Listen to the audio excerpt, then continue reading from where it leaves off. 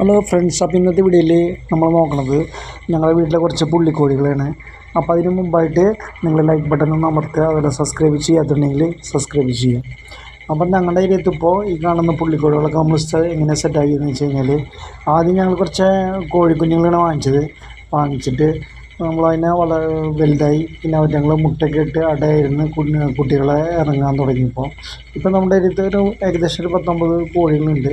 അതിൽ പുള്ളിക്കോഴികളൊരു 10-15 നമ്മുടെ അടുത്തുണ്ട്. 15 പോരാ, 10-20 ഉണ്ടാവും പുള്ളിക്കോഴികൾ.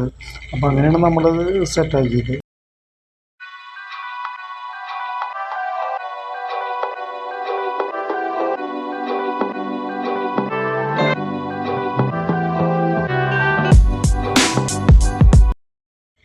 അപ്പം നിങ്ങൾക്ക് ഈ പുള്ളിക്കോഴികൾ ഇതുപോലെ സെറ്റാക്കണമെന്നുണ്ടെങ്കിൽ നിങ്ങൾക്ക് ഇതുപോലെ കുറച്ച് കോഴിക്കുഞ്ഞുങ്ങളെ വാങ്ങിച്ചാൽ മതിയാവും. പുള്ളിക്കോഴിക്കുഞ്ഞുങ്ങളെ ഇത് വാങ്ങിച്ചിട്ട് നിങ്ങൾക്ക് ഇതുപോലെ പുള്ളിക്കോഴികളെ നിങ്ങൾക്ക് സെറ്റാക്കാം.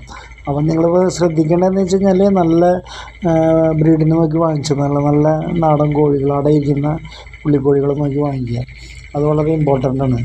അപ്പം നിങ്ങൾക്കത് കിട്ടുന്ന ഒരുപാട് സ്ഥലങ്ങളുണ്ട്. നിങ്ങൾക്ക് കൊറിയർ നിങ്ങൾ ബുക്ക് ചെയ്യണമെന്നുണ്ടെങ്കിൽ നിങ്ങൾക്ക് വീട്ടിൽ തന്നെ നിങ്ങൾക്ക് കോഴിക്കുഞ്ഞുങ്ങളെ കൊടുന്നു തരുന്ന ആൾക്കാരൊക്കെ ഉണ്ട്. നല്ല പുള്ളിക്കോഴിക്കുഞ്ഞുങ്ങൾ നോക്കി നിങ്ങൾ ബുക്ക് ചെയ്യണമെന്നുണ്ടെങ്കിൽ നിങ്ങൾക്ക് നല്ല കോഴിക്കുഞ്ഞുങ്ങളെ നിങ്ങൾക്ക് കിട്ടും.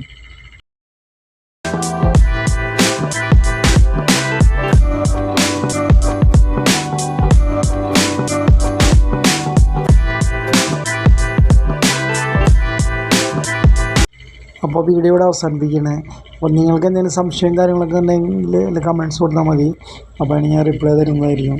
അപ്പോൾ നിങ്ങൾക്കും ഇതുപോലെ ആഗ്രഹങ്ങളൊക്കെ ഉണ്ടാവും നല്ല പുള്ളിക്കോഴികളെ സെറ്റാക്കാനായിട്ട്.